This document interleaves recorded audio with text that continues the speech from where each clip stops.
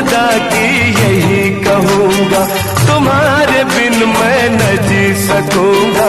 ऐ दिल ऐ दिल ऐ दिल। ना मिलो ना मिलो ना मिलो हमसे ज्यादा, कहीं प्यार हो न जाए।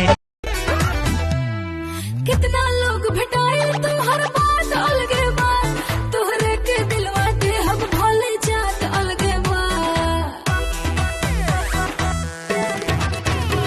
अरे कितना जा नाश कर देगा हमर नया नया गवाना, नया तकिया बिछवाना, नया चोली के खोली। हमरा सावर रंग मन नहीं भावे, ये हो सावरिया। दिलवा